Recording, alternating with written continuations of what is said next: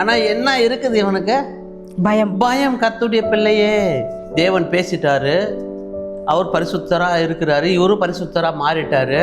ஆனா சொல்ற, நான் உன்னுடனே எகிப்துக்கு வருவேன், நான் உன்னை திரும்பவும் வர பண்ணுவேன், யோசேப்பு தன் கையால் உன் கண்களை மூடுவான்.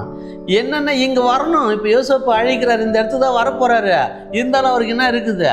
பயம் இருக்குது. இந்த பயம் எல்லாமே பிசாசு கொண்டு வருகிறது தான். அதனால தான் தேவன் சொல்றான், நான் பரிசுத்தர், நீ பரிசுத்தனா மாறு, ஆமென். உன்னை சுத்திகரித்து கொள்ளு. நாம் கர்த்தருடைய பிள்ளைய நாம் உண்மையா ஜெபம் பண்ணிட்டீங்கன்னாவே, கண்களை மூடி 10 வருஷம் நான் ஜெயம் பெற்றிருக்கிறேங்க, எனக்கு இதெல்லாம் கொடுத்தாருங்க, இதெல்லாம் என் வாழ்க்கையில் நடந்ததுங்க, இப்போ ஏன் நடக்கல? இப்போ நாம் ஏதோ நம்ம உள்ளத்துல அசுத்தம் வந்துட்டு இருக்குது. என் உள்ளத்துல ஏதோ ஒரு கசப்பு இருக்குது. அந்த கசப்பு தான் தேவனுடைய பரிசுத்தம் என்னாண்ட சேர முடியல, தேவனுடைய பிளஸிங் எனக்கு கிடைக்கல. அதுதானே மோசே விட்டு சொல்றாரு, நீ நிக்கிற இடம் எப்படியாப்பட்ட இடம்? பரிசுத்தமானது. உன் பாதரட்சிய கயிற்று போ, உள்ளத்துல இருக்கிற அழுக்க கயிற்றி போடு, உன் பொறாமைய கயிற்றி போடு, உன் விரோதங்களை கயிற்றி போடு.